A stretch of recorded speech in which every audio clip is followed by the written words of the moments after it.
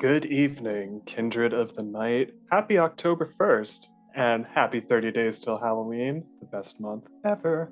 And for those in the World of Darkness community, happy month of darkness. Welcome to the Initiative Order and our Vampire Masquerade miniseries, The Old Town, a Boston by Night Chronicle. Chapter 2. Don't worry, be happy. Before we dive back into the land of Duncan's, championship sports teams, and wicked smart accents, let's meet our wonderful vampires, starting with Rachel J.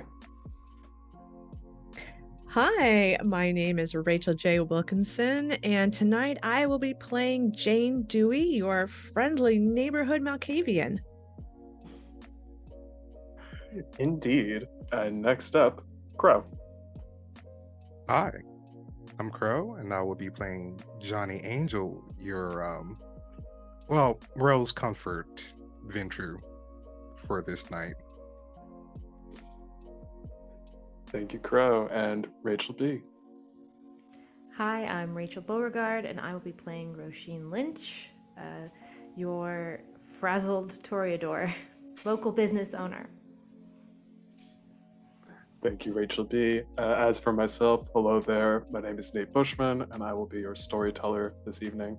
Yutsai, playing Aiden Chow, Clan Tremere, our wonderful troublemaker, is not able to join us this evening. We miss you, buddy. Looking forward to having you back at the table in 2 weeks. Before we sink our teeth into tonight's chapter, I'd like to bring your attention to something we've been doing on the channel since Thursday's City of Mist stream. That'll be running up till Wednesday's Chalice Twilight Road stream. For Hispanic Heritage Month, and in light of the struggle in Puerto Rico due to Hurricane Fiona, we are raising funds for True Self Foundation. True Self is a nonprofit that works on advocacy and relief programs for the LGBTQIA+ community with a focus on the trans community in Puerto Rico. They grant scholarships, assist with funding gender-affirming surgeries, provide free legal services for name change processes, and make economic contributions to support victims of gender violence and other emergency situations. If you can, please donate. What's happening in Puerto Rico is devastating. Help however you can, whether it's donating or spreading the word of this donation drive. Type !donate in chat to bring up the donation link in chat. Type !True Self to bring up True Self Foundation website where you can learn more about the charity itself. Again, help however you can. Every little bit counts. And finally, before we dive back into the vampiric hub of the universe, a brief content warning. Vampire the Masquerade is a mature game. It can deal with difficult themes that the players portray and play through, but is not limited to such things as body horror, drug use, murder, gore, extreme emotional situations, and graphic images. If anything becomes a bit too much, dear viewer, there's nothing wrong with taking a break and coming back later. And remember, our players are portraying characters. The actions they take in game don't reflect who they are in real life. Without further ado, this is a story about 4 vampires living in Boston, Massachusetts, and what happens when the Prince of Boston summons them to Camarilla HQ. This is the world of darkness, a Dionysian night filled with vitriolic twilight, one consumed by the kindred of the night, and what wonderful music they make. This is a world of deep shadows and hidden truths. What happens when you start to peel back those layers? What do you find underneath? Let's find out, shall we? Small recap.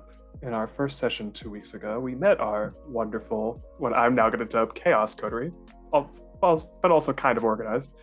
All of them work at the Crimson Clover, a Gothic nightclub located in Scully Square, or what is known as Government Center nowadays, that caters both to kindred and kind alike, whether you're looking for fun, pleasure, or maybe for this particular coterie, obtaining secret information to utilize for their own ends. Some things were attempted, such as stealing a vintage bottle of wine labeled "For the King," or rather, former Prince of Boston, Quentin King III. Some things were surprising. The Tremere Primogen having a meeting with a representative of the Salem Chantry, a group not exactly affiliated with the Boston Camarilla or Prince Hazel Iverson. And some things were just straight up hilarious. Hopefully the door to the security room can be fixed in a timely manner. Gregory is on it, Johnny. The session ended with Journey Atkins, a herald of the Boston Camarilla, informing the coterie that Prince Hazel Iverson has summoned them, and they need to go to the Ivory Tower immediately for a private meeting. Now, before we leave the club, as it were, Roisin, right as you see everyone else follow Journey, you feel someone grab your arm, and when you look, it's Lydia, and she's giving you this extremely intense stare. And she just leans in closer and closer as she's holding on to you. And what you notice too is when she's holding on to you, you've seen this before, you've maybe never asked questions about it. Her eyes speak volumes, not just in terms of how she looks now, in terms of the emotion on her state, but her eyes also, they glow with an unnatural emerald coloring. It's the type of thing where, in a lot of ways, someone would assume maybe it's contacts. But if they didn't assume that, it's basically like you're a walking masquerade violation because your eyes are literally glowing with this very subtle green. And she just gives you this look on her face that looks like she's utterly frightened as she leans in. There's something you need to know before you leave that I know of. No one at the tower knows this meeting is happening at your club right now with Dijon and Trilla. I was only told because he asked me to personally escort him here as a safety measure. But please, whatever you do, if anyone asks where he is, don't say he's here. I really don't want to be in trouble. The Sombra are already on thin ice as it is being in the Camarilla, and and she immediately just doesn't know how to finish her sentence, so she's literally scared out of her mind. I'll put my hand on her hand and just be like, hey, it's okay. I won't say anything. You know me. Thank you. I will, I'll help the bartender out with your club if you need an extra set of hands. Thank you. It's always... Try to help them with, what was that about a broken door? And then she just starts walking off into distance. I will just take my earpiece out, grab my coat, which is really for appearance's sake, and for my outfit. What does the coat look like? It's like not a trench coat, but like a long coat, and it's got embroidered patterns of just like swirls and gothic patterns sewn into it, so you can only see it when the light shines on it in a certain direction. And then it's got like a gray fake fur collar that just like bunches up around the neck.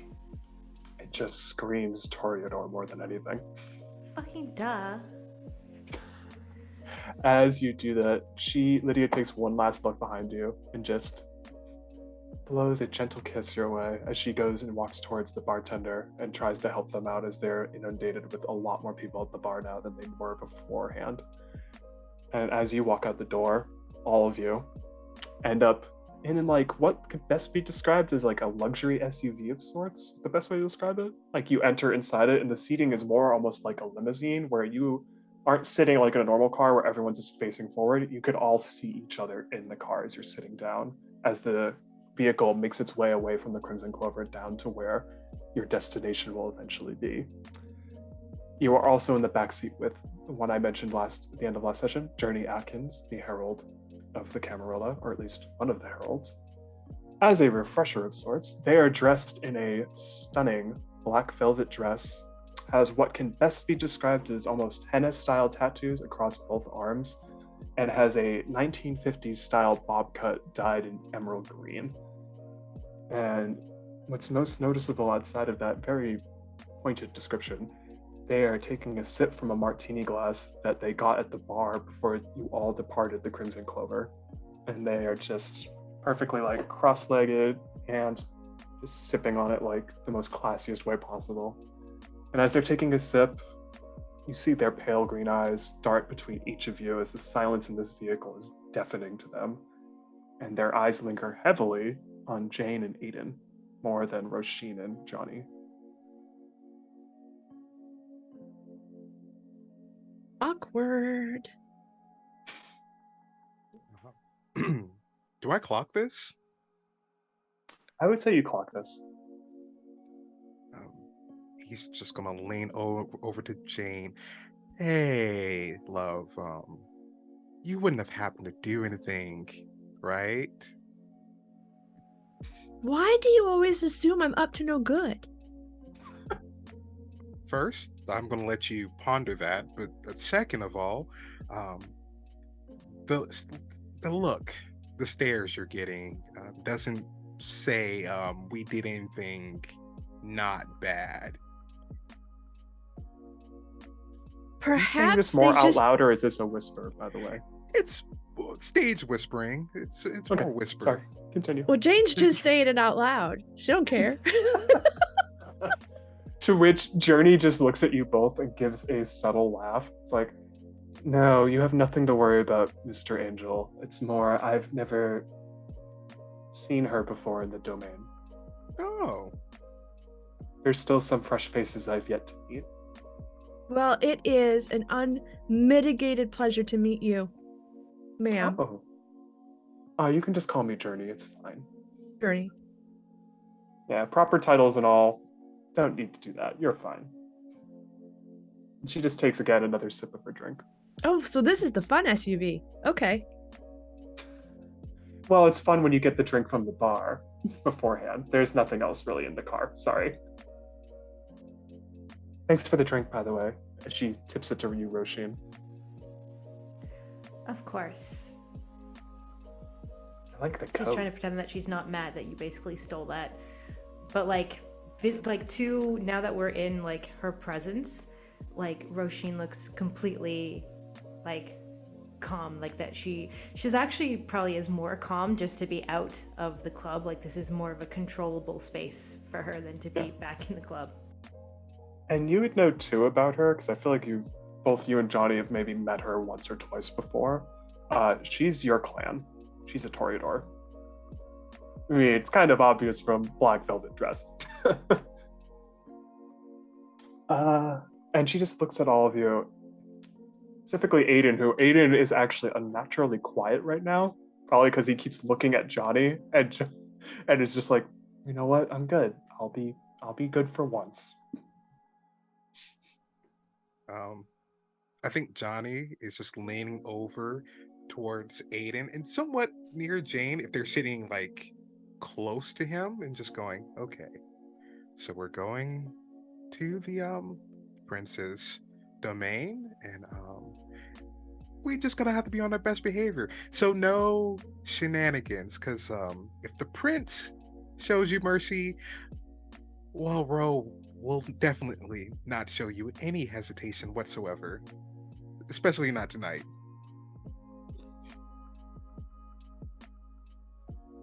Understood, Johnny. I'll do my best. Same.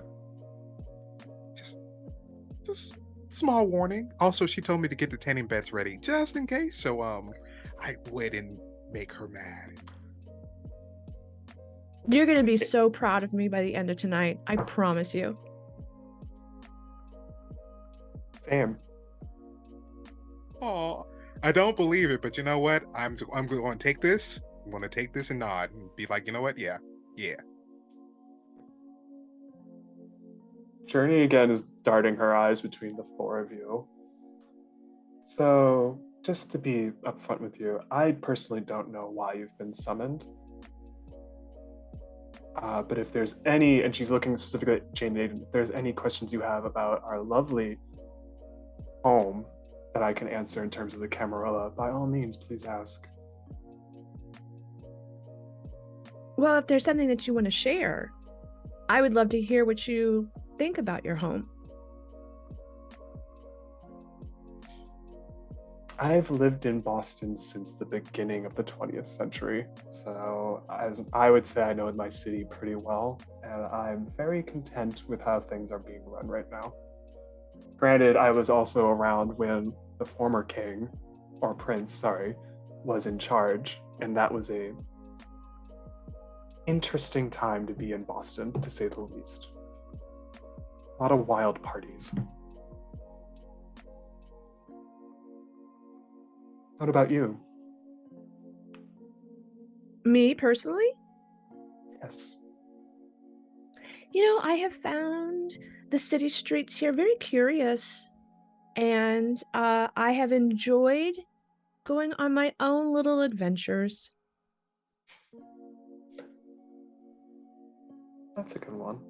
I understand that. You gotta be able to have your own freedom here and there to do your own thing. Absolutely. And you got to know what you're surrounded by. Yeah.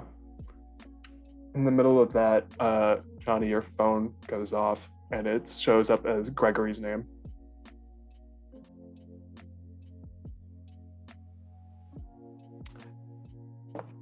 One out of character, Boston, are they still no tech whatsoever, or are they a little loose? So on tech? that's an interesting thing. I will say for Journey, you have not noticed a phone yet.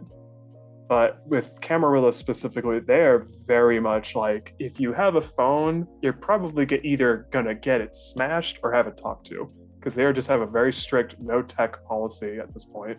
At the same time, the way I've also interpreted it is every Camarilla, in terms of what city you're in, has its own stance on it.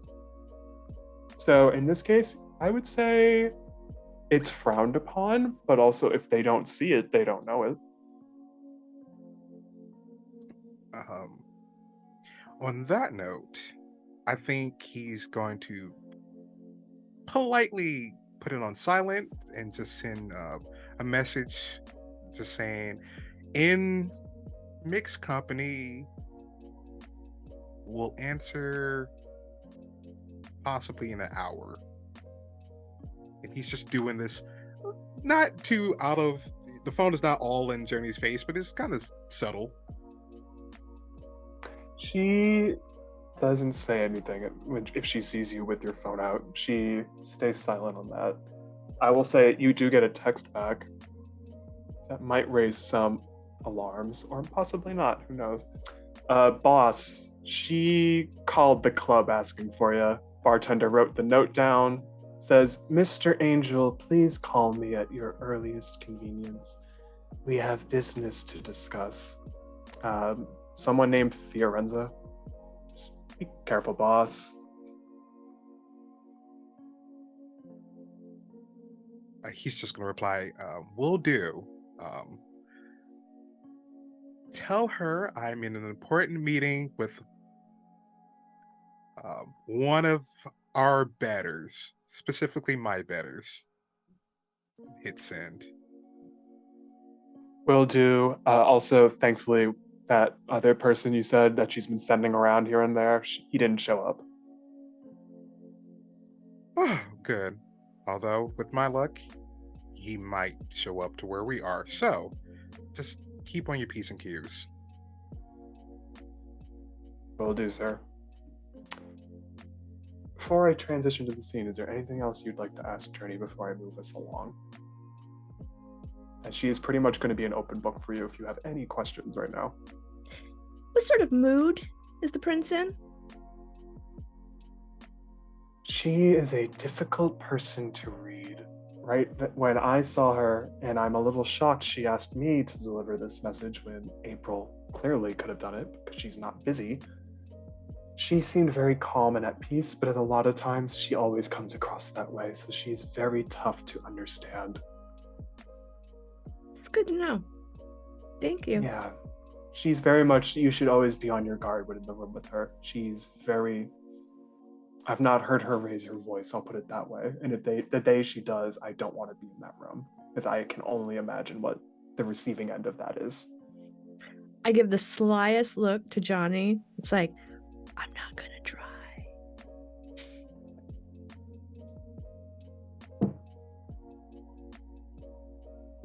Told you, you're gonna be so proud.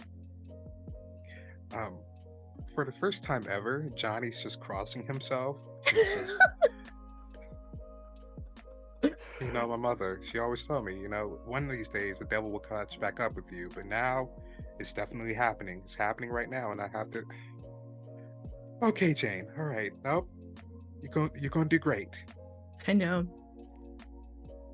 It's And all about that confidence, right? And with that, Journey just ends up having conversation with you, Roisin, that just is everything clothing, because she's looking at your coat and it's like, that is a fabulous piece of fashion right there. And it's just this, yeah. Thanks. I found it thrifting, if you'll believe it. Really? You went thrifting in the city? Interesting. I haven't done that in just a very long sometimes time. things that are expensive are worse. It's true. But I also think back of my closet that's going back to like the 20s, and I'm just like, I can't get rid of half that stuff. Well, not all fashionistas are blessed with the lifespan we have, so maybe someday when you eventually die, someone will be able to dig into your closet. And hopefully I never do die, because that closet will come with me till the bitter end. The world will be an uglier place once you finally eat the ash. She laughs out loud, and then our view pans out from where the car is to where it's going. And as the car ride continues onward, what district do we find ourselves heading towards? Boston's Back Bay, built on reclaimed land in the Charles River Basin. It's most famous for its rows upon rows of Victorian brownstone homes, considered one of the most preserved examples of 19th century urban design in the country. It's also home to Boston Public Library, stunning building. If you ever get the chance, go there. It's really pretty. Berklee College of Music, the Prudential You Center. get the city of Boston's tourism department to sponsor this. Yeah, I know, because I have hacks on all this stuff. As mentioned, Boston Public Library, it's home to Berklee College of Music, the Prudential Center, Boylston and Newbury Street, and Copley Square, which houses Old Trinity Church, and your destination. Your vehicle stops right outside the tallest building in Boston, John Hancock Tower. It is hard to miss. It is a monolith of glass. It is nothing but glass paneling all the way up to its 60 stories height. When you enter the lobby, you follow Journey, who leads you to an elevator that requires a key card to activate, almost like a penthouse suite style thing. Elevator door opens. You all get in. As the elevator ride takes its time, because you're realizing it's a very long elevator ride, you have a moment to talk amongst yourselves before obviously Roisin and Johnny would know. You end up in the opening area of what will be the main home for the Camarilla.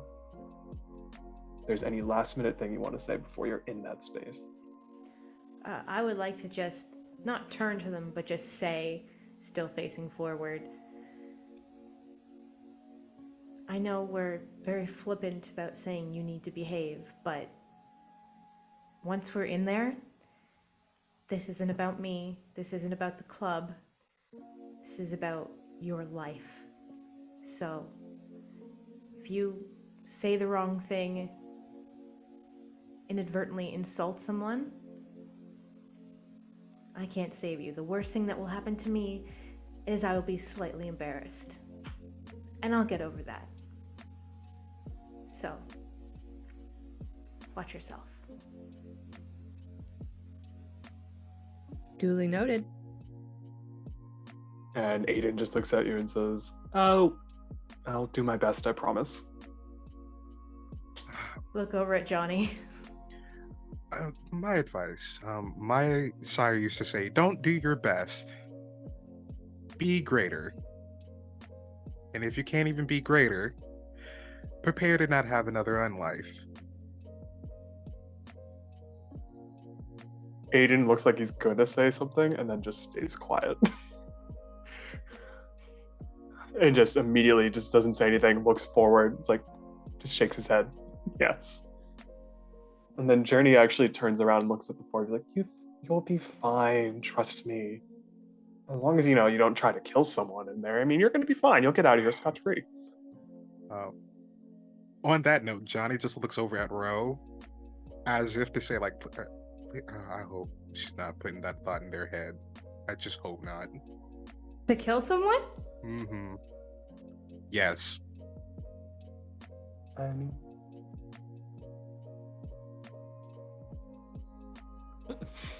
We'll see how the night goes. Oh my goodness. Okay. I'm gonna give Aiden a little pat on the back, little supportive pat on the back before we exit this elevator. He does the same thing for you. And you notice something funny, the four of you. Journey turns around and you see them do something that none of you need to do anymore. You see that they randomly breathe in or give the impression that they're breathing in, and they completely straighten their posture and get very professional as the elevator doors open. Best way to describe the space that you're about to enter, you walk out of the elevator and it's almost like marble flooring.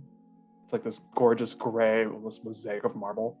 The walls are lined in like this blue coloring that have this interesting, almost rock-like texture on the walls. It's very interesting. It's not modern design. It's almost like, I don't know the best way to describe it, I guess. It feels very earthy and grounded and yet forward, modernly forward.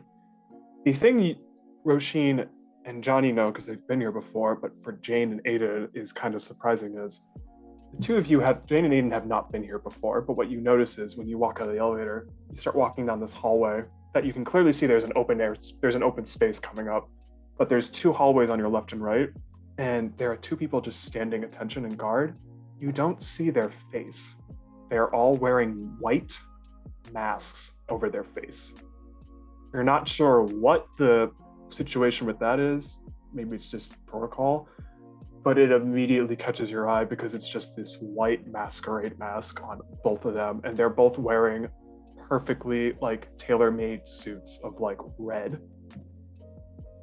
And when you walk by, or at least when Journey walks by leading you in, they will say, "Miss Atkins, good to see you again." And they all the two of them greet the four of you as you walk by saying, "Welcome." When you walk past them, you end up in this sort of main atrium. It's like a circular room, wide open space. You can even see if you look up, there is a second floor area where if someone wanted to, they could lean over like a banister and just look down at you. Gives the impression that if there were people up top, it'd almost be like looking down at an aquarium tank. It's like seeing a bunch of sharks circling around and then waiting for the first drop of like blood to just be spilled. What you notice when you walk in the room is you do see a few people. They're just kind of just talking about, they notice that you walk in and they immediately stop their conversations and just give you this stare, not in like an intimidating way, just more of a kind of a look of interest more than anything, as it's people that aren't normally here each night walking in. What you do notice is one of them immediately sees Journey and starts strutting forward in very pronounced heel-toe steps. It's like, "Journey, I didn't know that you left the tower." It's like, "Oh, April, hi. Yeah, our lovely prince told me to do the job that you clearly weren't available for." And this person in front of her just gives this horrible look at them as if they had just thrown on Daunt. And they're like, "Miss Atkins, while I agree that you are the older one compared to me, because you're much older than I am, how about you go back to your office and get some filing work done and I take care of your little business here?" And they give this sinister smile to which Journey her face grimaces as she looks back at the four of you and says, "Miss Bosley here will take care of you the rest of your evening. I have paperwork to do," as they storm off, literally stomping their feet like Zoe did out of your club. For April, the person you see in front of you, very, again, much like I am with every character in Vampire, wonderfully dressed and fashionable. They have finger wavy curly hair that's been dyed blonde. They have, best way to describe it, and it's always kind of difficult because I can't pronounce the correct word, their pigmentation is interesting. It's darker skinned, but also there are splotches here and there of like pale skin popping through. They are wearing a 1920s almost flapper-like outfit. They have perfectly exquisite makeup that would make Roisin blush just over how perfect it is and how beautifully placed it is. And they just look at the four of you. They're like, hi, and she looks at Jane and Aiden. I don't believe we've met. My name is April Bosley. I am the first herald to Miss Iverson. The fact that my associate was the one who had to deliver that message is not normal. I would have been the one to greet you tonight. Welcome. I know our prince is a little busy with something at the moment, so if there's anything I can do to help you, do you need a drink? Any information I can give you about anything? A drink would be fine.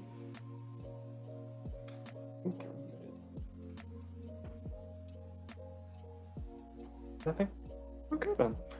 If you do need a drink, she points down the hallway. Like, we have our bar set up over there, and Roisin and Johnny would know it. They call it a red salon. Like, for you two in particular, as I've seen you before, I know we have your taste ready when you need it.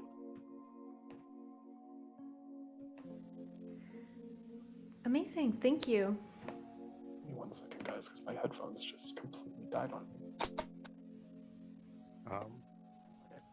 Good. How long will the princess meeting be happening? That is an excellent question that I don't have an answer to. But I can assure you that if you're going to be here a while, you're probably just going to have to be here a while.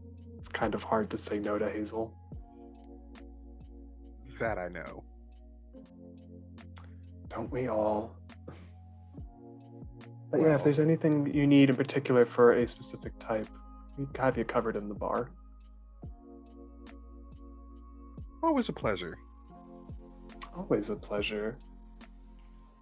Again, Roisin would know too. Again, another Toreador. Just based off finger wavy hair, their outfit. They just give you a nod and they look at Jane specifically. It's like, I've not met you before, but if there's anything you need, by all means, please ask. They give you this most baby, over-prepared smile. We're ready to help you in any way you need. Thank you so much. I'm Jane Dewey. I'm so grateful to be here. If I can be of any service, please, I am happy to do my part for the city. What clan? Malkavian? She gives you this subtle kind of, her face shifts for a second. It's like, always a pleasure to meet another Malkavian in the room. At that moment, three of you notice as she's about to say something to Aiden, but then someone comes up from behind her. They're wearing, weirdly reminiscent almost of Trella, who's in the club still, this blue outfit, except it's a blue jacket. It's just like, almost like a leather jacket, but it's a little bit longer, but it's clearly leather. They have like a purple shirt underneath. They have on what can best be described as very, very elegant, fancy black dress pants. And like, almost like thigh-high boots going up to their, like, up the pant line. They have silver hair that just flows as they walk, and they're holding the most comically large, what could best be described as a grimoire of sorts, in their hand. And they're just like, Aiden, I haven't seen you in a very long while. Hopefully you're keeping out of trouble. Yes, Miss Moreau, I've been doing, I promise I've been very good. It just gives this comical, like, smile back. And she looks at the three of you. I would say, all of you actually not. I'm going to say none of, if you want, we can make this a roll, or I could say you have not met this person before. I leave it up to the group. But if you want to make it a roll, I'm going to say it's intelligence plus composure as a memory roll. Difficulty of 3.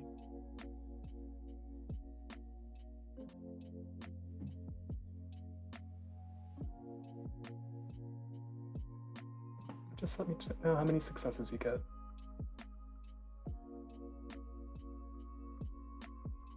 0. I don't know who she is. 2, okay. I'd be very Uh, intrigued if Jane gets this. I got 6, so 6 successes. But I don't know if that would necessarily be a memory, but this might be an opportunity to throw in the premonition. You know what? I will allow that, and you don't even have to roll for premonition. I say with 6 successes, which is a lot of successes, I will definitely just be okay with that. You have a brief flash where my way of doing premonitions, you were in the room, and when this person's talking, you're just all of a sudden not in the room, and you're seeing maybe an old memory of Aiden's. This is someone he's known for since he was in Boston. She is of Clan Tremere. Her name is Josephine Moreau. She is the clan whip, or second in command to Dijon, who is the Tremere Primogen. And from the memory you're seeing, they're having a very good, kind of almost buddy conversation. Like, this is an old friend who understands his shenanigans quite well and doesn't seem to have a problem with it. But also, you see at that moment, she's trying to teach him how to literally make fire, and it's not going well. And then you snap out of it and you're back in the room. And she looks at the three of you, like, "Oh, I'm so sorry, we've probably not met before. My name is Josephine. I work for Dijon, who you probably know." And she gives you a very, very knowing wink when she says Dijon's name.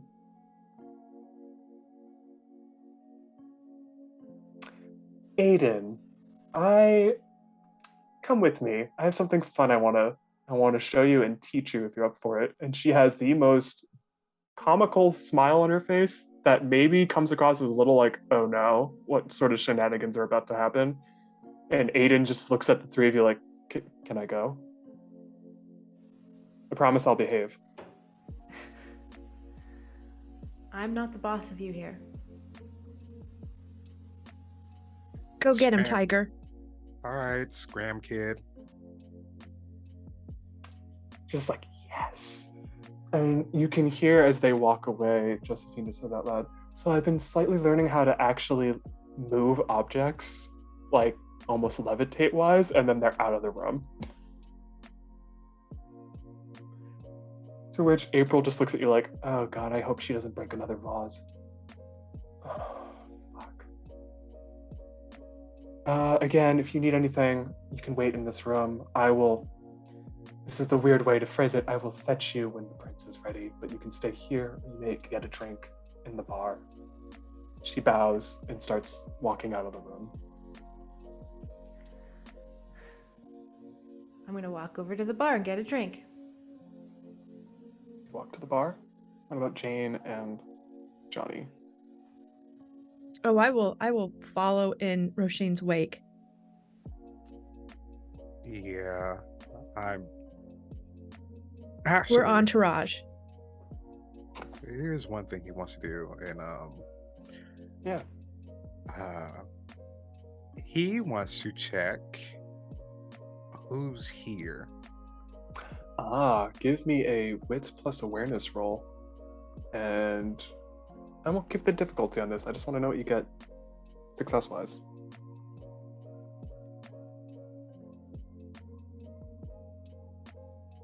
Because sometimes the storyteller doesn't want to tell the difficulty. Make it cheeky.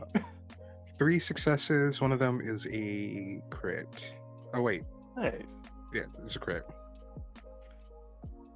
You look around the main circular atrium that you're in.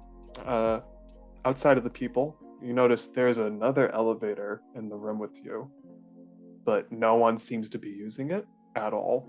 It has someone, again, all the guards in the room that you see, they are all dressed the same. They are all in red suits that are tailor-made to them, and they all have white masquerade masks on. And they are not talking to anyone else in the room. They're just very stand at attention, looking forward, guarding what they need to guard or blocking rooms here and there. I'm going to say with those 3 successes, also with that little bit of a crit, I'm going to add some extra fun stuff for you. You've been here before. You know there are 2 hallways on the left and right side. Left side one leads straight to actually the head Primogen rooms, which you have had the privilege of getting to walk through on occasion. Maybe that was with a walkthrough on Hazel, or maybe it's with the Ventru Primogen of Boston. We'll find out someday. Right side room also is another set of rooms that are also for Primogen as well. And then you notice if you were to go to the one north of you, it leads straight into the bar. There are 3 other people in the circular atrium room with you, and you look at them and immediately recognize their faces. Part of that is also not just success-wise, I'm also glad the fact that you front security at Rasheen's place, you're very, very aware of things when they happen. So you would have clocked these people the first time you came here and never forgot them, in my opinion. First one, hard to miss because their face is utterly terrifying to look at. They are a Nosferatu. Their name is Caius Leto. They are, best way to describe it, probably one of the head of securities for the tower. You also know some small information on them that I feel like Roisin would know as well, just because you guys have a club that deals in secrets. Who wouldn't want to know this information? His sire is an extremely infamous Nosferatu by the name of Calibros, who used to be the former Prince of New York City. You're not sure why. It's a very big question in Boston. Why is Caius here when his sire's in New York? Maybe it was just a change of scenery. The other 2 you noticed in the room with you, one that Jane would find interesting. Gentleman is dressed in a very nice, almost professor-style Harvard outfit is the best way to describe it. That is Richard Dunham. That is the Malkavian Primogen. And the other one, Roisin would know very, very well, because it's hard not to know this person. Curvy, red hair going down, wonderful black outfit, very high-waisted belt on. Her name is Hilda McAndrews. She's the Toreador Primogen, and the 3 of them are having a personal conversation. And they have clocked that the 3 of you are in that space, but none of them have walked forward towards you. And again, with Caius particularly, because it's a Nosferatu, it's almost like if there was a nose, it's not there. There is an indent in the face, and the face, he has perfect hair. His hair is perfectly slicked back, but everything else is just the epitome of wonderful horror.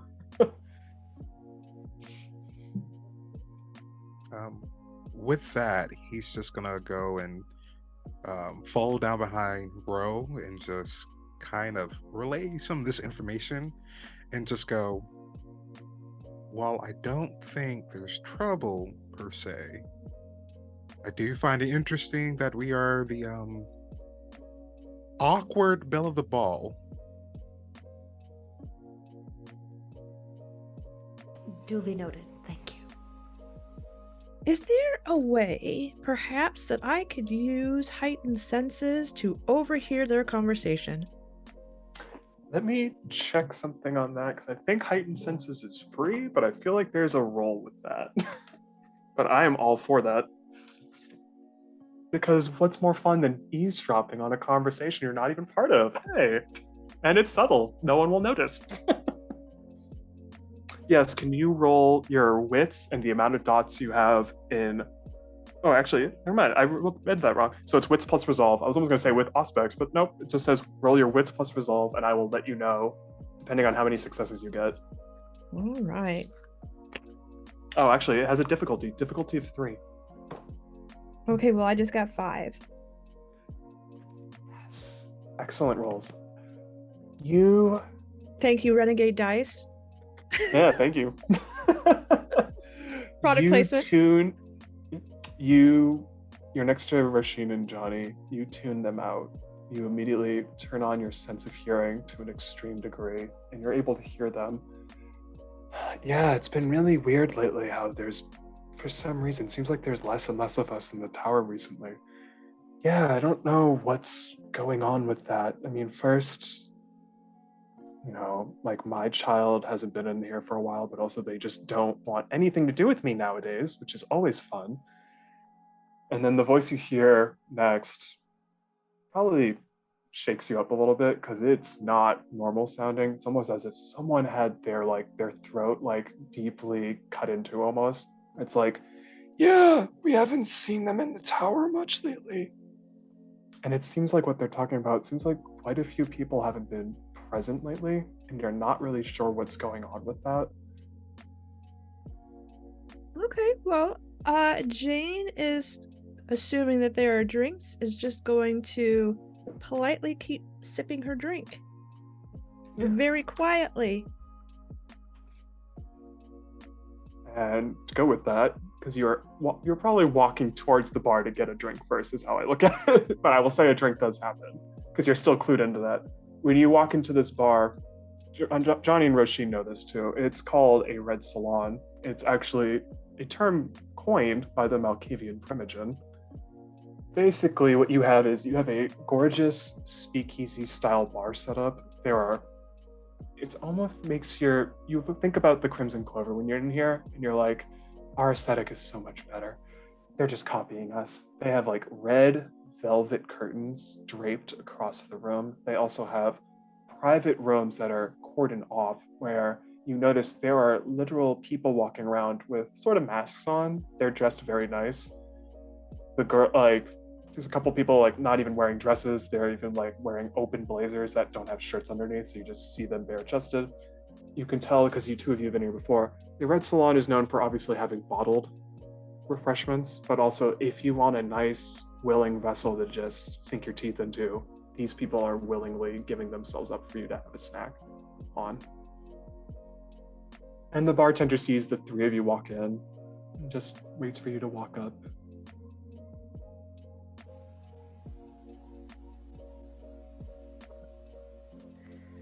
I will walk up and just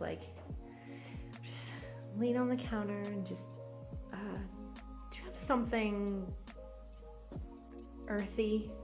It's fall. I'd like something with maybe a smoky flavor, something with cedar if possible. I can do that. The person you're talking to, they have on a black business suit, dark skin, gorgeous dreadlocks going from back, all like top to the back, all the way. It's almost like a silvery dreadlock too, so it just looks so stunning. Like, yeah, would you like that bottled or? And she points to someone across the room, or living. You know what? Bottled is fine. Just one Okay. of those nights I just want it fast and easy, you know? She reaches under the bar, grabs a literal wine glass, and just slowly pours it all the way to the top. I guarantee you'll like it. It's got that nice earthy tone you were asking about, and it definitely hits the mark. Thank you, I appreciate this. Got you covered here, no worries. And she looks at Johnny. Can I get you anything? Oof. John has been here a couple of times before, so they should know his type, possibly. Yeah. Actually, yeah, it takes a second. She's like, oh, Mr. Angel, it's been a while. Would you like your usual type bottled? Or I got a nice gentleman right over there who easily would be happy to say hello. You know what? Business tonight, so I'll just take mine bottled. But if I'm in the area, I'll probably say hello. The one she points to just notices that they're being pointed to and just does the most polite wave to you. Oof, very tempting, but unfortunately, I have to be on my very best behavior. I gotta set an example, so rain check. Understood. I'll make sure of it. And she reaches down again, and for Roshin's glass, it was done in like a wine bottle. Johnny, yours is done in like a whiskey bottle, as they send you like a literal shot glass, or not shot glass, like a whiskey glass, and just fill it up. It's like, you'll like the kick on this one, I guarantee it. It's always to your styling, Mr. Angel. And for you, miss, what can I get for you? As they look at you, Jane. You know, I'm good. Thank you, though. Are you sure? There's nothing I can I'm- get you? And No, I am very content with everything that is happening within me right now. understood. All right then. Well, if you do need anything, you can just ask for me. My name's Sylvia.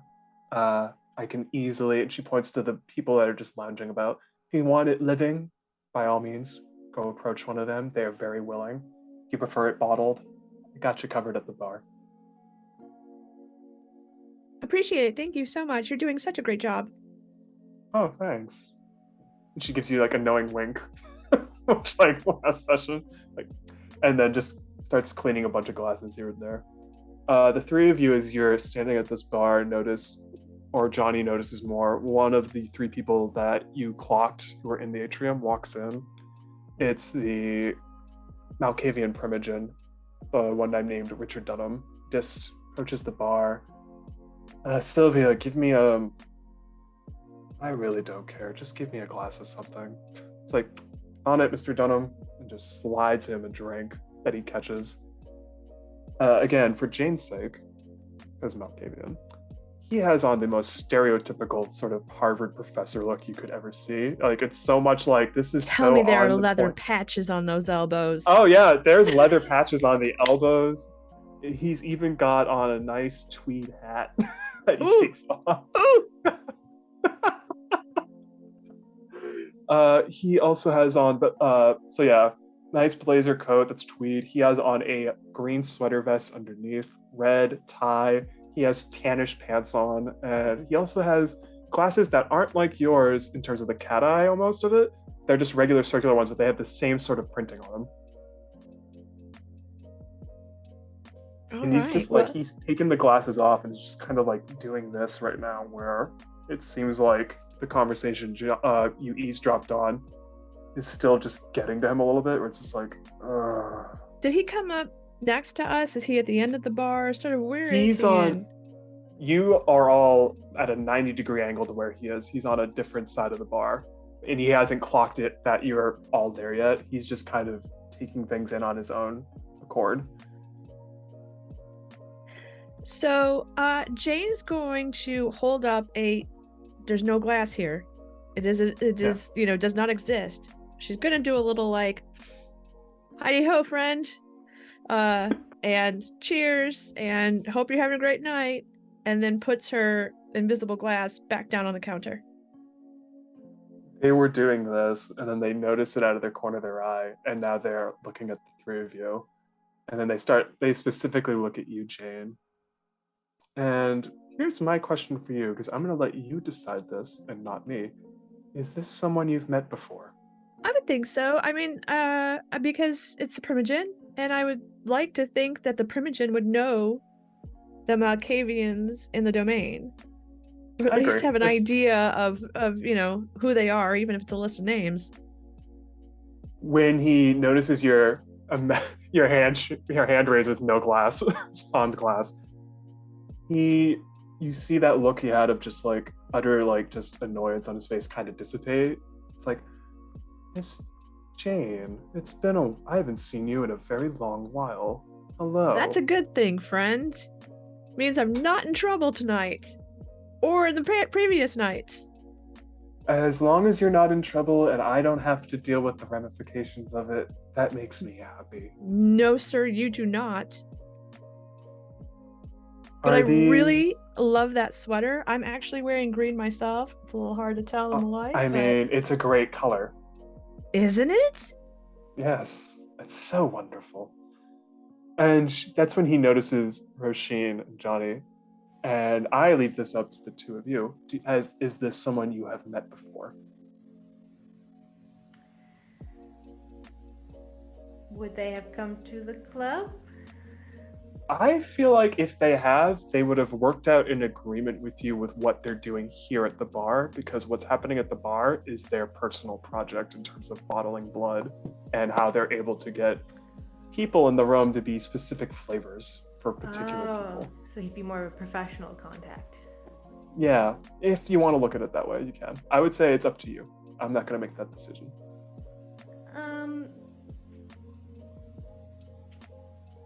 I would say that I might be aware of him, but based on, I've just got this Walter White image in my head where he would probably have somebody who does the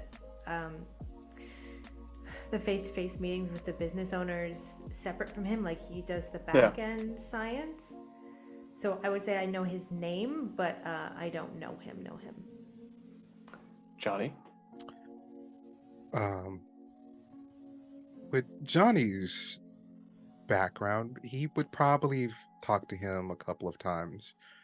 And then the other times just mostly like gathering information without telegraphing he's been collecting information. Sounds good. He looks at Johnny first, like, Mr. Angel. Oh, it's been a while since I've seen you at our headquarters. Not doing work for Miss Iverson, I assume, tonight. That is to be seen. I don't know yet. Just be careful. Oh, always. And it's Roisin, correct? Come on, you're gonna make me blush. You know who I am? It's kind of hard not to know about the Crimson Clover in our city, as it's teetering on a masquerade breach at every second. You have to unlive on the edge. As long as you're being safe and not drawing too much attention, I agree. Of course, safe, fun, and consensual. That's how we do things. How have my unique batches I've been sending your club going? They are a massive, massive hit. It just puts us a step above the typical places that just serve, the letters. Good. I want to make sure, business is good on all sides, especially for us specifically. And also, as much as we're also getting a little bit of a pay cut on that, that's always a good time. He smiles, probably in a way that's more annoying to you than anything else. Well, what you lose in profits, you make up for with my gratitude. And the many secrets I hear that your club has. I don't know about that. It's just, like I said, it's a safe place for tastes, secrets, for everyone. Jay's gonna lean into Roisin for a second and just say, you should offer him an invitation to the club for a special night. If you think that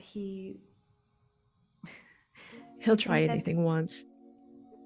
and then maybe one more time just to be sure. That she'll kind of, if you want to do that, that's up to you. Oh, you want me to extend the invitation? He's your clan. I think you may be more inclined if it comes from you. Oh, absolutely. Oh, baby. And he's just looking at the two of you as you're having a conversation. By chance, would you want to actually come to the club? If I were to extend a personal invitation, we have these amazing rooms that are very discreet, very private. You seem a little curious about what might be happening there. Let me sate your curiosity. Does he think she's hitting on him? Because it totally sounds like she's like, oh yeah, you can come hang out and say your curiosity. And he's like, Miss Dewey, that is actually a very captivating offer. I would be very intrigued, for obviously research purposes, but Obviously, research. I'd be intrigued to see how the club works and what your hospitality is like. Excellent. Have one of your people talk to one of our people, set up a night. We have you covered. Well, thankfully, one of my people I'm talking to right now, so... Oh, I'll be fair. down, Jane. She's not been too much trouble, has she? looking at Roisin and Johnny. Oh, she just given these two the eyeballs. Like, are you my friends? Are you my friends right now?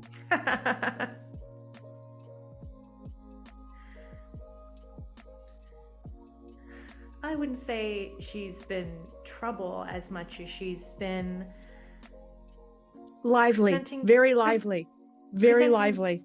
challenges that I have not yet had to deal with, and it's always good to make sure that your skills have not waned over however many decades you've spent as kindred. You know, She's that's been a fair. peach. When you say peach, he actually laughs out loud and it breaks the tension. That is, you know what? That is an apt description of Jane here. Soft and fuzzy. Well- Yep. Indeed, soft and fuzzy. He raises his glass to the three of you. We'll be in touch. Have a good night. And he walks out of the room. And at that point, because I feel like that's a good point, we're going to take our first break. Or our main break for now. That's what I meant to say. So we'll be back in 10 minutes.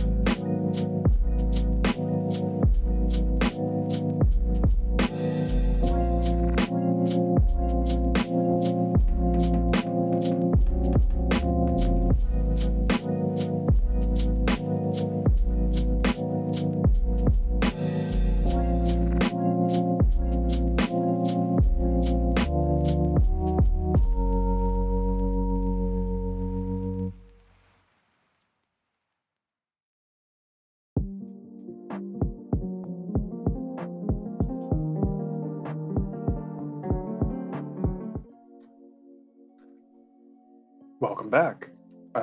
As we just had happen, the Malkavian Primogen has now left the bar, and the three of you, without Aiden is now off on his own little adventure in the tower, are back in the bar, and you're just kind of waiting around to be summoned is probably the best way to describe it. And you just, again, you take a little bit, just looking around the room. As I mentioned, it's gorgeous. It's almost somewhat reminiscent of the Crimson Clover, but it's not the same elegance or decadence as the club. But it still has those red curtains, almost red velvety curtains, private rooms sectioned off. Every now and then you see one of the people that are just lounging about go into one of the rooms and just relax. And yeah, if you want, you still have time to yourselves to just talk amongst yourselves. So, this is unprecedented, awkward, and you know what? I can't even call this insightful because I don't get what is going on or the vibes here. The thing too that you notice is it seems weird compared to the past times you've been here. It doesn't seem like there's a lot of people around, and it's very bizarre that there's not a lot of people around. And you just have to act like you belong here, because if they catch on that you don't think you do, they're less likely to involve you, trust you. So just fake it till you make it. As soon as Roisin says you just have to look like you belong, Jane's posture entirely changes. Like straight up, I was born to be at this bar. Nice. That's Subtly proud. Told ya. no, but right, you're right about that. But no, it's the. You know how it's weird when we get to our club and then sometimes it's a little bit too hushed? Not in the blue room, but like outside in the red rooms. It's just way too quiet. Yeah. This is way too quiet. Well, seems like it's less of a social event and more of a business intent. Yeah, but there's usually like a Ventrue yelling at another Ventrue, or at least a Toreador strangling some other Toreador with a cashmere scarf. If that's cashmere, right? That's what y'all wearing these days? It's up there. Okay. Yeah, I think people are going for recycled fabrics and stuff now. Oh. Like Save the Planet sort of deal, or faux fabric? Yeah, things like, pleather made out of plastic. Instead of just killing one animal, we'll make something out of plastic and make sure it kills animals many times over. Oh, okay. I guess Humans I'll don't handle survive. mortality very well. Gotcha. The bartender strolls up and hears you talking. Yeah, I gotta. And she looks around first before she says anything. Yeah, I gotta agree with you. It's been very eerily quiet here the past few days. It's not normal.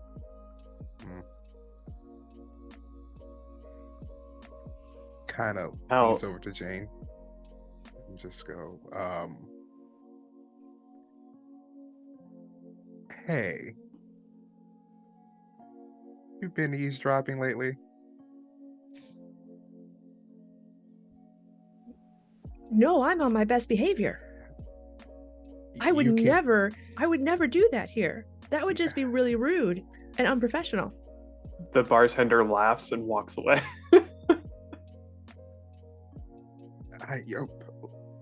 Don't worry, you're in good company. You can go and you can relax just a little bit.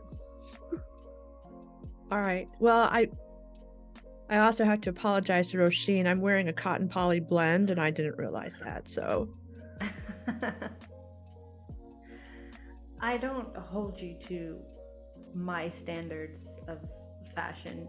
oh, thank goodness. Okay. I don't mean that in a mean way. It's just, it's not your thing, so I wouldn't expect you to care in the same way. Absolutely. But I mean, speaking of, perhaps there might be some people that are feeling a little awkward or maybe a little empty nest. I think that's a great way to put it.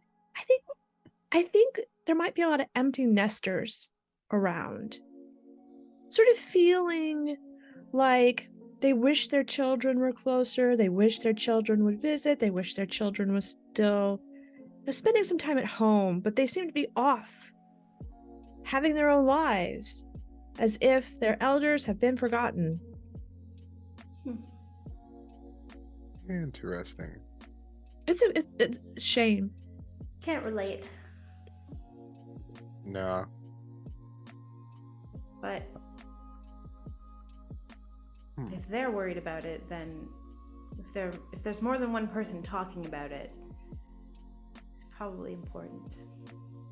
The bartender comes back. It's like, oh yeah, and it's like as if they've been eavesdropping this whole time too. Shocking. Shocking, and vampire eavesdropping. How dare you? She leans in, and's like, yeah, I've been. I know Miss McAndrews out there. Her child hasn't been seen in a little bit.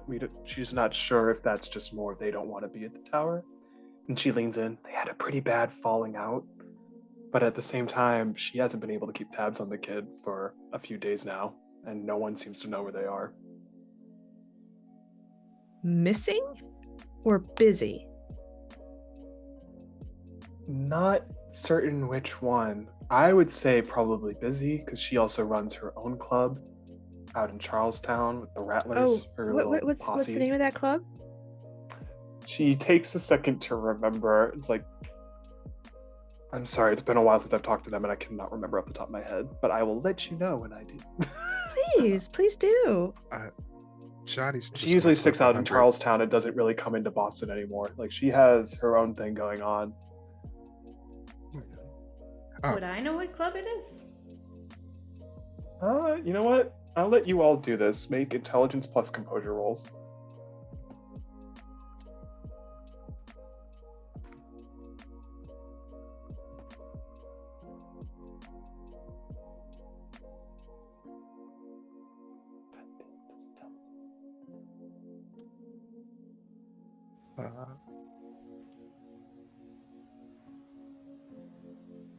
Four. Dang. 2.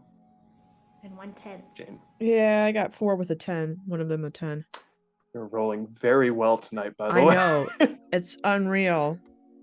Same thing with anytime Rachel B rolls in these games, always good rolls too. And same with John. You're all doing good. You know that their club is not like the Crimson Clover. It is a jazz club. They have a couple of them throughout the city. They all have different names, but they're all the same thing. It's a jazz club, but there's also dancing, whether it's your old school jazz dance or if you want to do the Charleston in this modern era, totally can. I mean, there's nothing wrong with that. It's a fun dance. But also, one of the clubs is also known for its exotic dancing. As for the name, even with how good all of you rolled, it's still eluding you.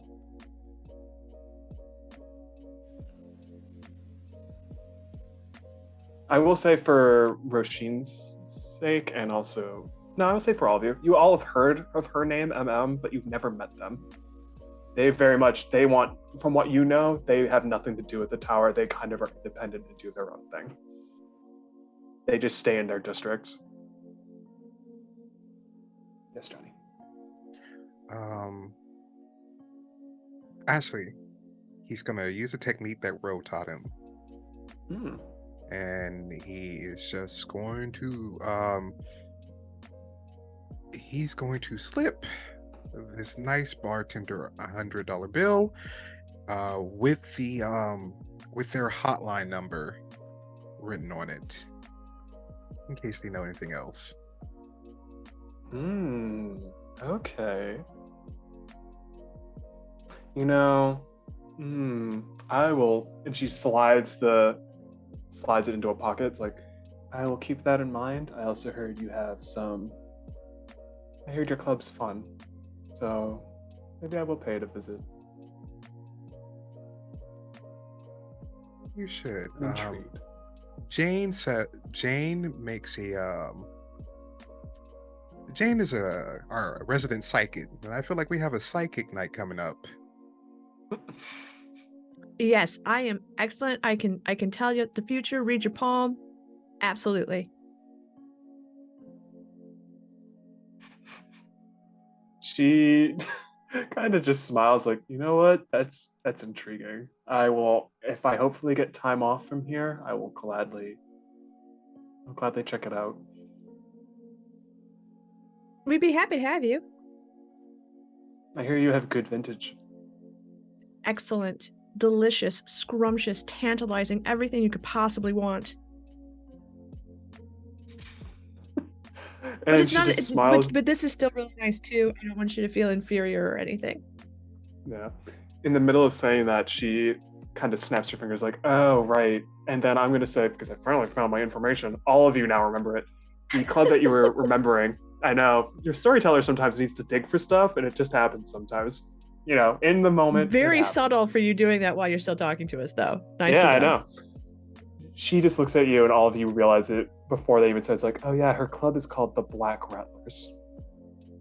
It's apparently an old name in honor of her father. I guess it was like some army battalion. Sorry, I didn't Yeah, quite catch it. The black something? Black Rattlers. Rattlers. Like, yeah, if you ever go, I highly recommend it. That's they do like literally a chef's kiss, like very good jazz music. Good speakeasy vibe, but also there's one of her clubs has a very fun dancing, if you're into that.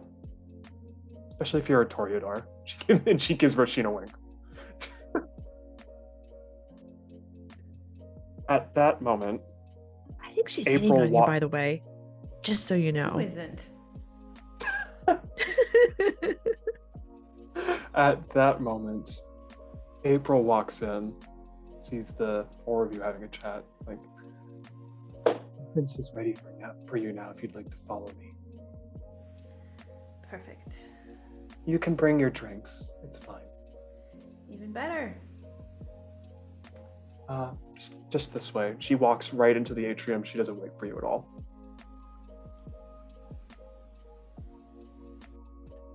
You notice when you get in the atrium, the two Primogen I mentioned who were talking, Richard and Hilda, they're not there anymore. The Nosferatu Caius is walking the other way down a hallway. The room is eerily quiet. As Johnny pointed out, there's this weird silence that just fills this whole headquarters, sort of, if you want to call it that just is not natural. It just, something is like, for the three of you, it just kind of gives this alarm going off in your head of like, things look fine, but things don't seem like they're fine, and no one wants to talk about it, but clearly something's up. And April doesn't say anything. She walks towards that elevator I pointed in the room that someone was guarding, and she just waves the person away like, I have business, please let me use the elevator. It's like, yes, Miss Bosley, as they part away like a door almost opening up. And then the elevator opens, and she just stands there like, come on, in the elevator. Can I use premonition when we're in the elevator going up? Ooh, please do. Can you roll wits plus resolve? And for Johnny and Roisin's sake, not to single Jane out, but they've been here before, I'm going to say you have maybe been in the prince's chambers. Johnny more than Roisin. Roisin's maybe been there once. Johnny, you've been there maybe a couple times, because you're a Ventrue. The prince is a Ventrue. Hey, there's something in common there.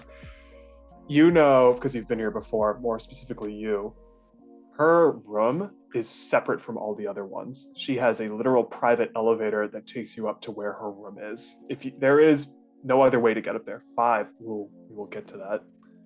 And I will actually, we'll get that in a second. But Johnny, you know specifically, when you go see the prince, their room is cordoned off from everyone else. You have to take that elevator to get to where they are. There is no other way to get up there at all. It is, for all intents and purposes, a pain in the ass. What would you like to premonition forward if you have a particular thing in mind? Because you have 5 successes and I'm intrigued. Um,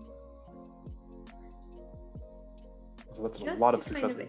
anticipate the concerns they have or what they want us for specifically, I guess. Just because, like, I've been called on, like, this is my third time, and so I'm just kind of hesitant.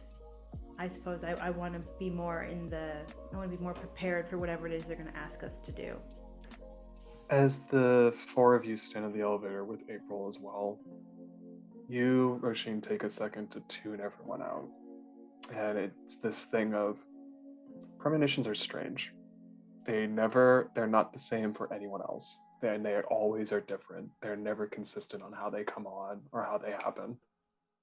This one's interesting. You're in the elevator and you clearly as day see everyone, but then everyone just fades away as your entire surroundings just go black. And what you see is you see the front door to the prince's room, their chambers. And you don't see them. You hear, though, very loud, angry shouting that is muffled, but it's clear as day someone is very annoyed at something. And then the door opens up, and you just see that there is a broken vase on the floor. And then you don't see the prince's face, you see the back towards you, like where you're looking. But it's clear as day that she just threw something in pure anger over a certain situation that seems to be going on that they have no control over. And then you snap back into it and you're in the elevator. And you do that uncharacteristic thing sometimes when you have premonitions. You breathe in for a second for no reason at all, and you even catch yourself doing it.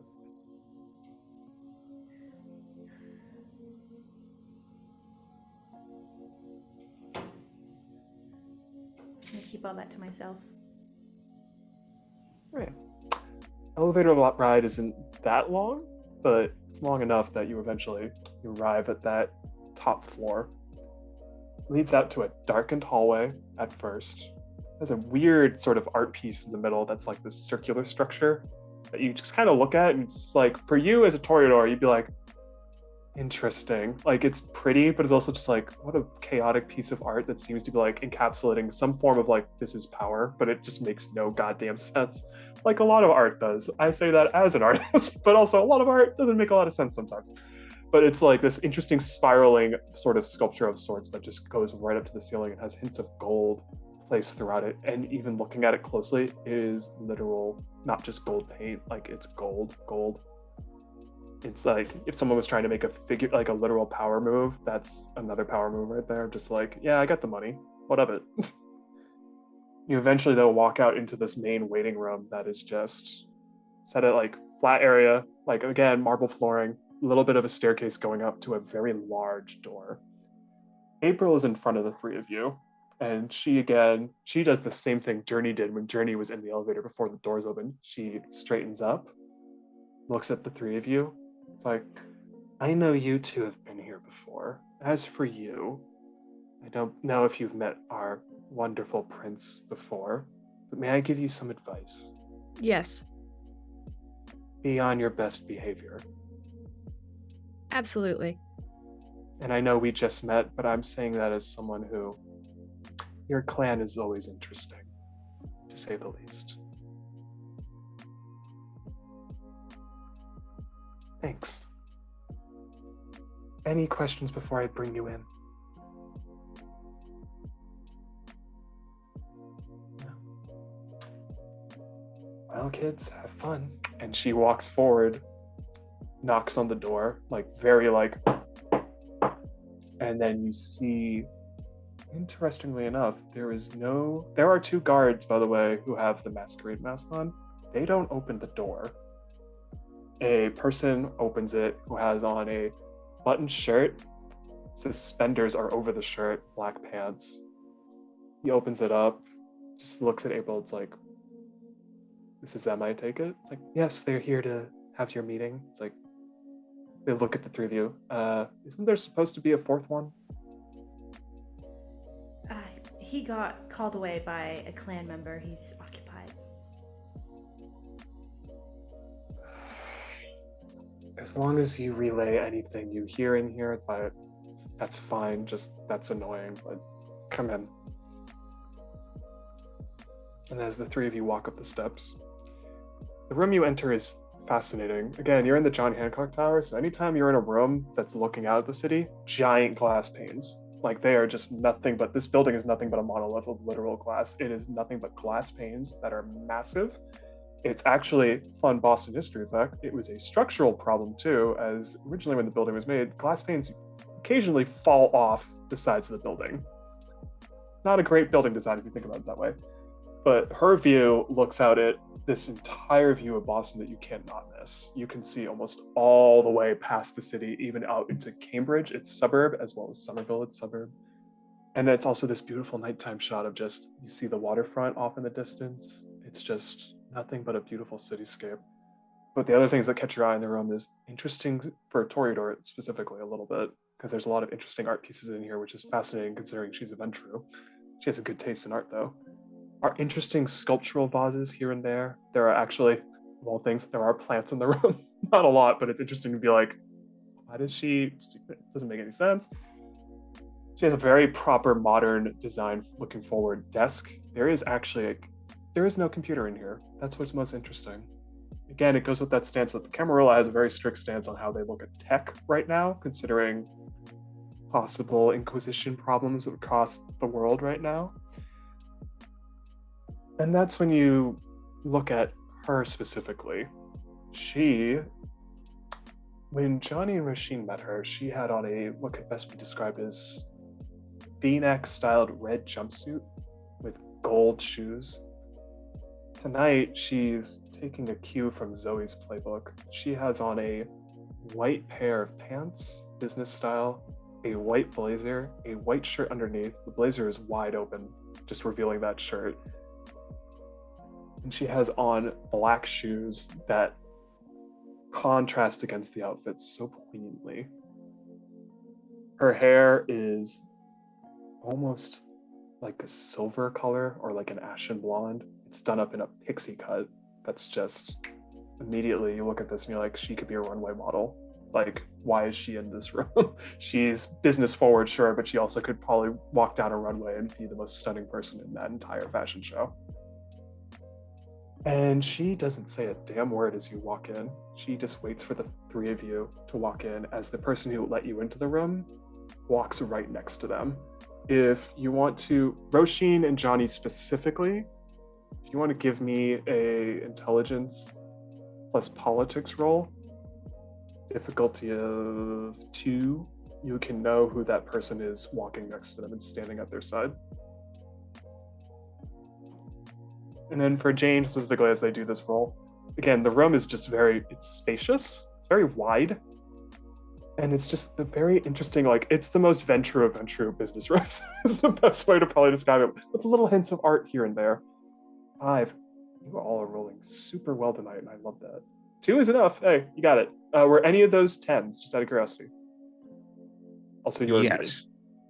Oh, sweet. No? Okay. You know, the two of you specifically know this. Person at her side is named Delson.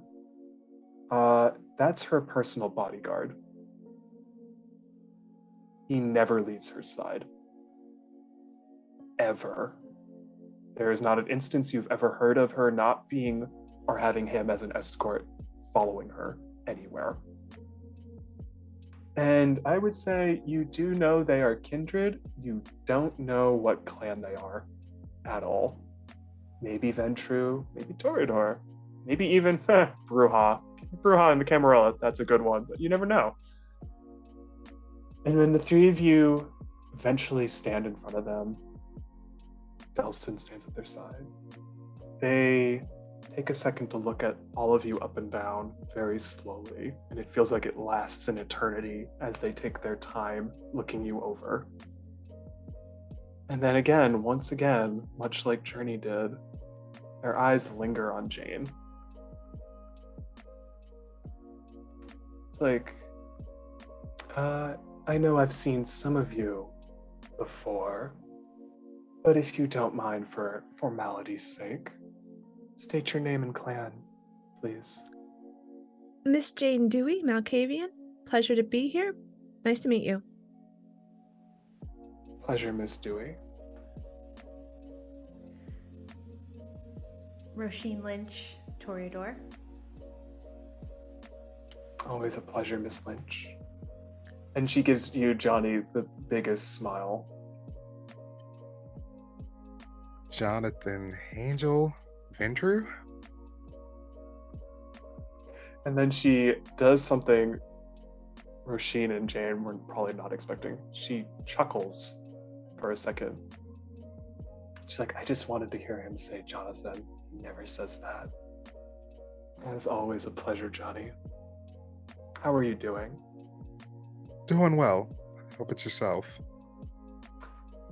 Oh, we'll get to that. But outside of that main reason, I'm fine. No, business is business. Especially for our clan. Miss Lynch, how is the Crimson Clover? Bustling, busy, full of a very diverse cast of characters these days. Any interesting visitors this evening? Oh my god, you have no idea how badly I just want to tell them about the meeting. I mean, that's up to you. No one specific comes to mind, but I have seen a larger or more frequent visits from persons looking to have very private conversations. Miss Lynch, one of these days we're going to have a very long talk about your many secrets. Oh, well, hope it's not too long. I have a business to run, and even with me being here right now, they're probably just running around like chickens with heads cut off. As much as I believe that, I also believe your business is very much doing okay, and you'll be fine. And you know, if there is any problems, we will compensate you for your visit. That's why I never mind coming when called. And that's when they look at you, Jane. Like, Miss Dewey, what do you do in my fair city? Oh, I work at Special Collections in the library. I do research. I find out information, collate these secrets that you're so intrigued by. I feel like our dear Primogen Richard would very much love more of that, who I believe most likely knows you. Yes, he does. In fact, we spoke just outside in the lovely bar that you have. Ah, yes, that was all his idea. That's a fun project of ours. Speaking of, and she looks at a guard that enters the room. It's like, yes, can you get me actually a glass from downstairs? I would appreciate that greatly. And they don't say a damn word. You see them, they just bow and they walk out the room. Anything we talk about stays confidential in this room. Have I made myself clear? Perfectly. I mean it. I know you deal in secrets and you give anything to the highest bidder, but I swear this stays in the room. I understand. Good. The last thing I want to do is take your club away from you for disobedience. Delson, go get the file, please. And the person next to her, he just nods, walks out of the room.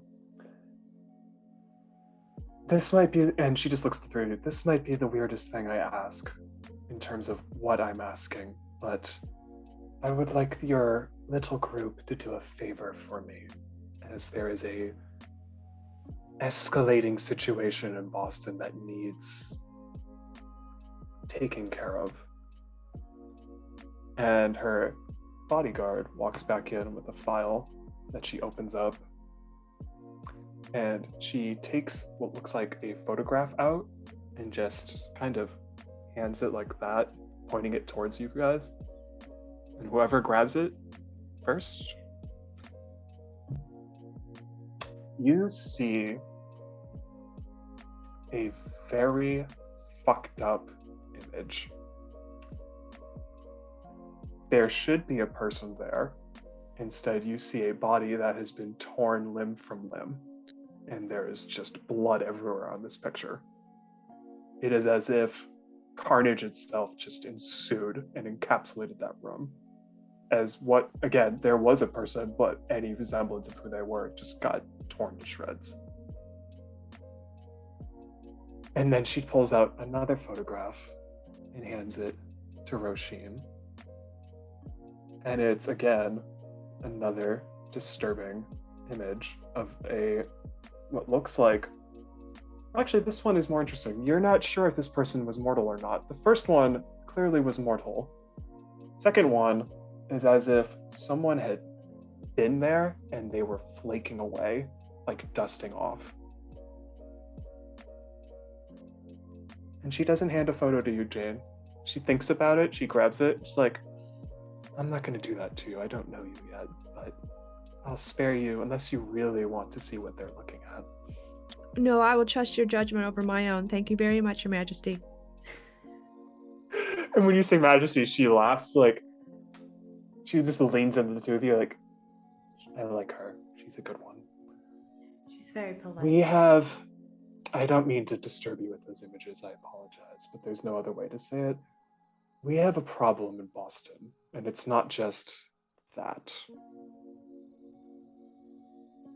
We've had reports of mortals or kine, whatever way you want to call them, they are what they are, have been showing up in very graphic ways that should not be happening, that do not look natural, which immediately for us is a red flag that there are things that are not normal going on in Boston, which we cannot have because, as always, the masquerade is a thing we live and breathe and die by. At the same time, related to this, and I don't have photos of this except for that one that you're holding on to, Miss Lynch, we've also noticed that certain kindred have been missing in the city for weeks, and we don't know where they are. And I'm not talking about our elders who are clearly being summoned off to some holy battleground somewhere else. I'm talking about people who are maybe only a decade or two old, and they're not here anymore, and we can't find them. The only thing we found is in one of the residences, literally a charred body on the ground, burning away and dusting before our eyes.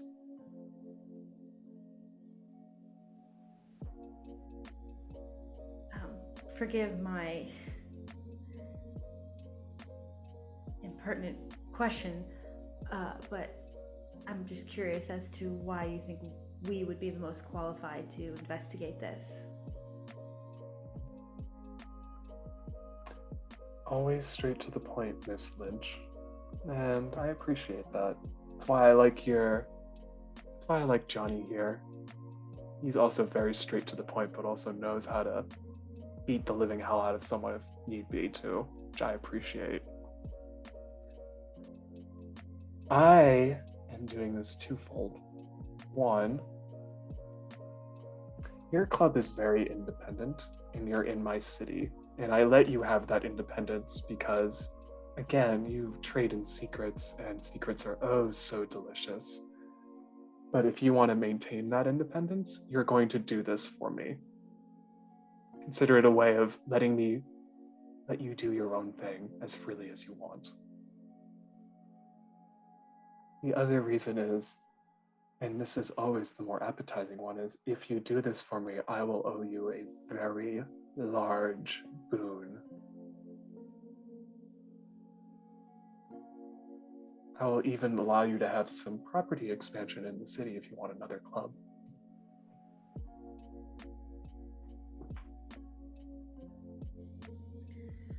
Well, that all sounds very beneficial for me, and I am always so appreciative of your patience and your grace. I'm just wondering how, I suppose, I can use my skills or knowledge to solve this situation. Like, as you stated, Johnny is some very good muscle to have on a team. I can even see why you would want Jane here. She's very intelligent, studious, very good at finding answers. I'm just a butterfly, as it were, so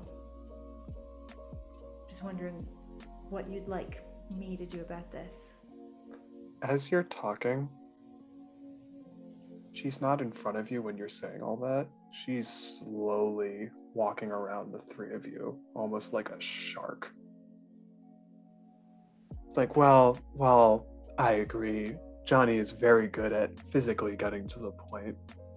She's also among other many wonderful things about dear Johnny. And she says that as you look, smiling. As for our Miss Dewey here, who I've just met, I trust you on if they are as good at research as they say they are, especially if they work at a library and do research there. Yeah, they're very good at information gathering. As for dear Aiden, that troublemaker who continues to be a pain in the ass, he also is very good at breaking into places to get things if needed. Which I know for you is probably a wonderful headache, but for me, that's a valuable asset. But for you, dear Lynch, sometimes you need a face that's presentable and can talk their way out of things. Because I have no idea what's going to happen when you do this for me and who you will meet, but I need this done. Because I have a Primogen shouting at me that they have no clue where their child is, that they haven't seen in 3 nights. And once it starts affecting my council, who, to be perfectly blunt with all of you, and the secret does not leave this room, I don't give 2 shits what my council thinks. They are a pain in the ass, and I personally don't trust them most of the time. But if they're coming to me saying that their own childs are missing, then we have to do something about this. But again, if you're wondering why I have your group doing this, the 3 of you, or technically 4 of you, if you want to maintain some form of independence, you're going to do this, or else you are under my domain and you will start following my rules specifically. And trust me, you don't want to be under my boot. Especially not dear Lydia, who I know you know very well.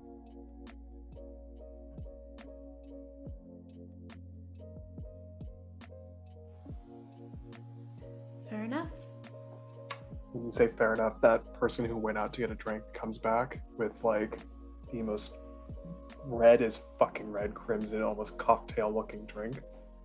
And she just takes it in one hand. And again, much like Zoe, not a single drop gets on that white outfit, which is just, that's a form of dexterity that's just very difficult with vampires, but hey, it happens.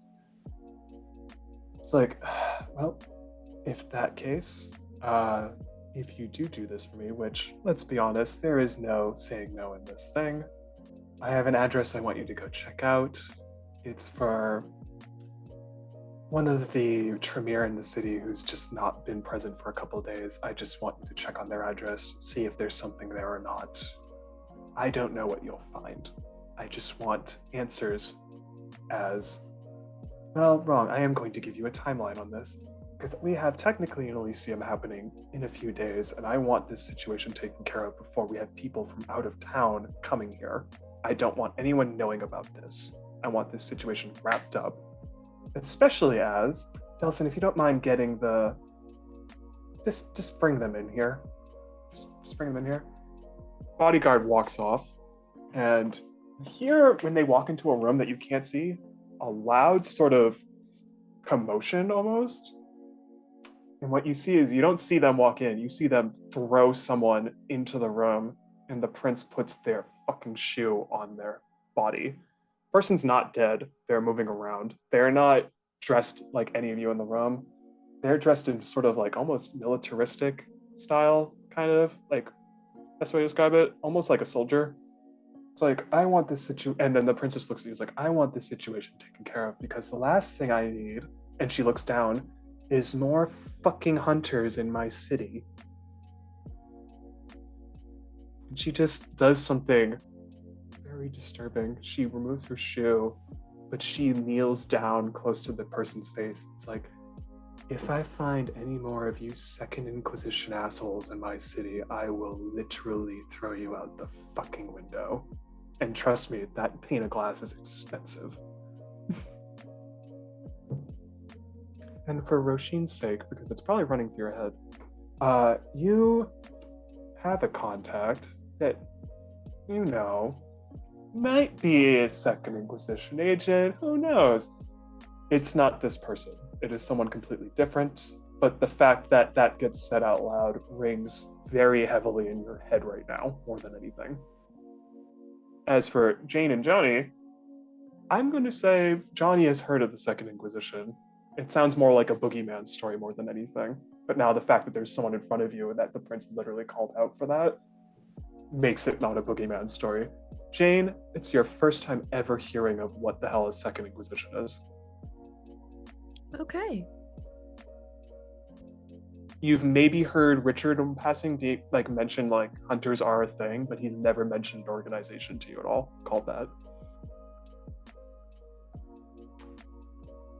I want this situation dealt with. Am I clear? Yes, ma'am. Crystal. Any questions? And when she says that, she kicks the guy in the face. Do you also need us to dispose of this one, or? Oh no, I'm going to enjoy a nice snack in a bit. Ah, gotcha. I do have a question.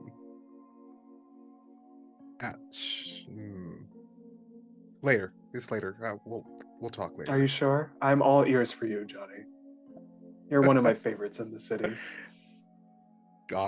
You tell that to all the young Ventry boys out here. No, it's a. Oh, I tell that to you because you have the gall to stand up to Fiorenza and tell her to fuck off. And that's one of my favorite hobbies. Well, no matter. But don't worry. Consider this problem solved. And she looks at you, Jane. Any questions I can answer for you outside of just this? As this is our first time meeting, and I can tell you, I don't normally let people ask me questions. That's incredibly gracious of you. But I do think that I would like to start looking into this matter for you, and then perhaps, can I take a rain check on that? I'll allow that, Miss Dewey. We'll have a rain check, as you say. Thank you. And right as she's about to speak again, Roshin and Jane, this is going to sound weird, take all the dots you have in willpower, roll that many dice, and let me know if you get how many successes you get.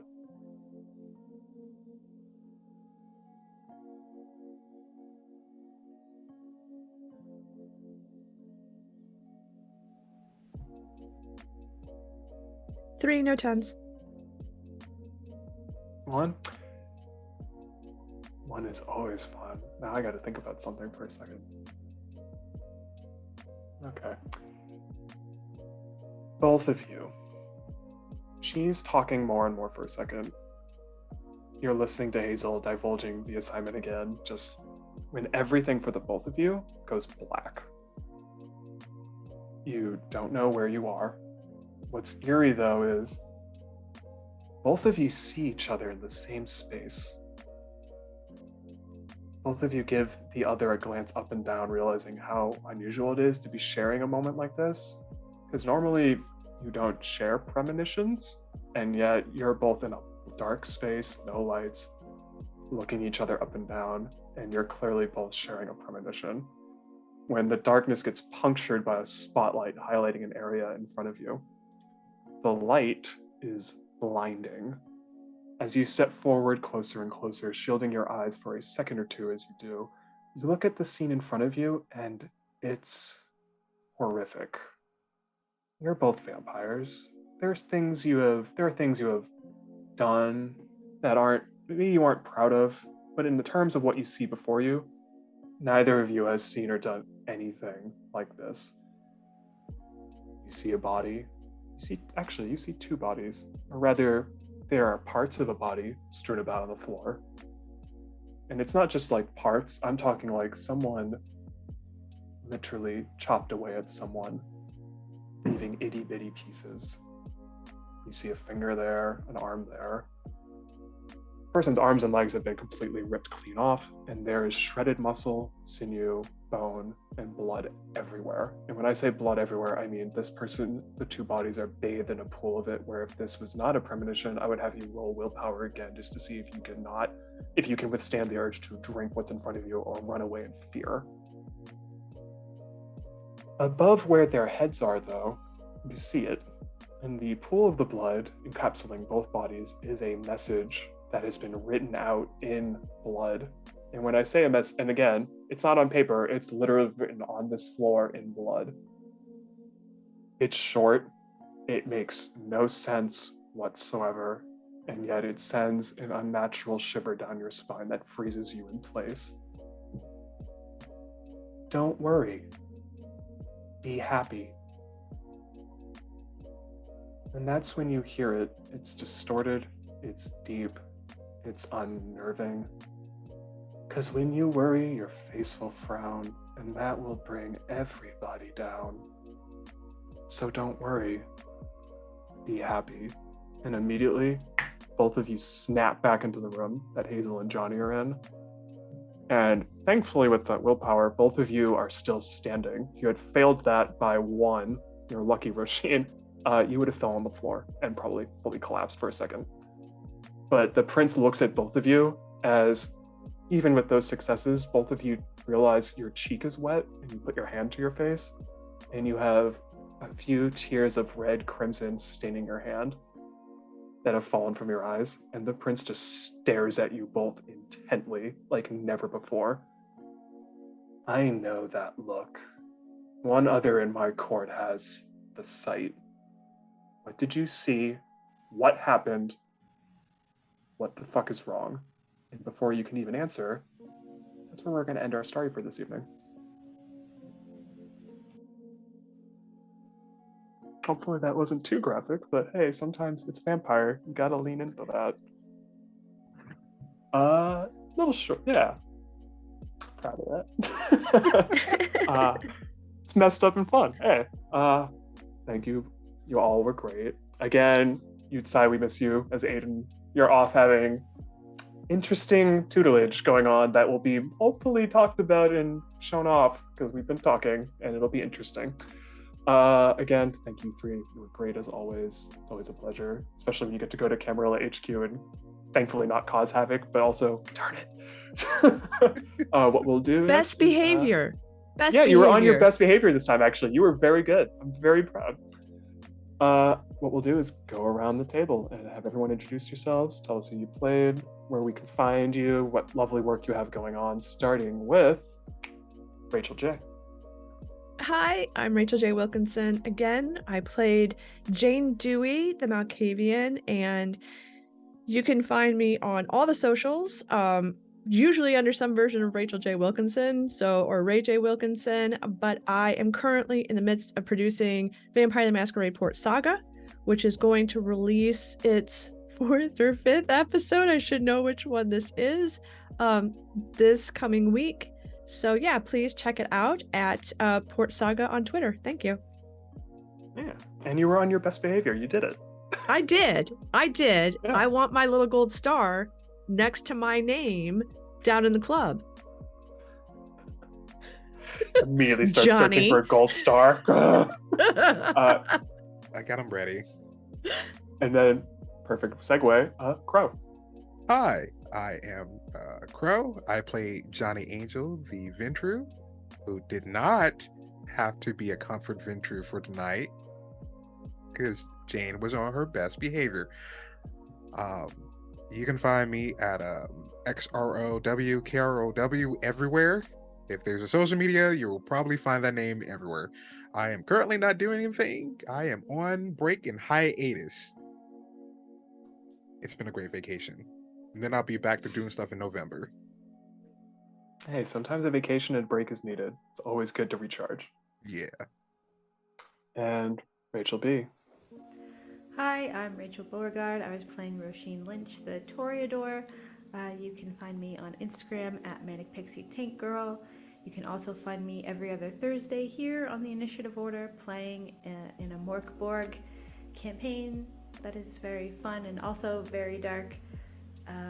And you can find my designs and art on Instagram at Bad Duck Design. Thank you, Rachel B. As for myself, hello again. My name is Nate Bushman. I was your storyteller this evening, describing disturbing things. Apologies, players. It's probably going to happen again.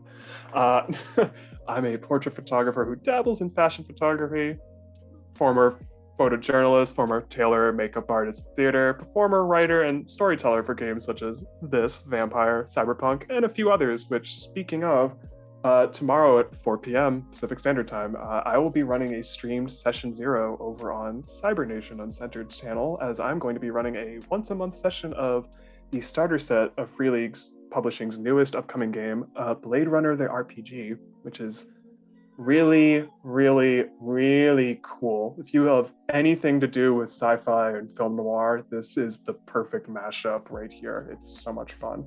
Outside of that, if you like, you can follow me on Twitter at Nate_B, Instagram at IndieNate, or check out my website, natebushman.com. Always down to collaborate, always. And before we go, final shout out to our amazing sponsors on the channel. I promise not to read this too fast for our tech. Session 0 clothing, fantastic D&D inspired streetwear. I have one of their shirts, that's great. At checkout, use the code ORDER for 15% off your purchase. Next up, Norse Foundry, Stellar Artisan Dice Makers. I have a great set of their D6s, highly recommend it. At checkout, use code TIO15 for 15% off your purchase. Next up, Mithril Armory, makers of the amazing Tin 20s and Sketch Dice. At checkout, use code INITIATIVE for 10% off your purchase. And next up, Umbral Oculus Dice, gorgeous handmade dice made by the Initiative Order's very own creative eldritch entity, Taryn Hackett. Use code INITIATIVE for 10% off a full set of dice. And finally, as always, we are proud ambassadors, the Initiative Order, of Jasper's Game Day. They are a fantastic nonprofit organization named to raise donations for suicide prevention and awareness. Again, as I mentioned 2 sessions ago, someone who deals with mental health, very, very much appreciative of organizations such as that doing amazing work. You're wonderful. We love you for it. And just to bring one more reminder just into the chat, because we're going to be doing this up till Wednesday of next week.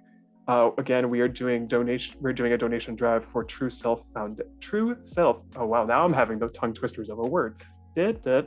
True Self Foundation. It's a nonprofit that works on advocacy and relief programs for the LGBTQIA+ community with a focus on the trans community in Puerto Rico. They grant scholarships, assist with funding gender-affirming surgeries, provide free legal services for name change processes, and make economic contributions to support victims of gender violence and other emergency situations. If you can, we have a Tiltify link that if you type !donate in the chat, please donate. You can also type !True Self, and it'll take you right to the charity foundation to learn more. And with that, we will return in 2 weeks, where you have a very interesting assignment of apparently finding out who's causing horrible slayings in Boston. But until then, happy October, Kindred of the Night. We'll see you in 2 weeks.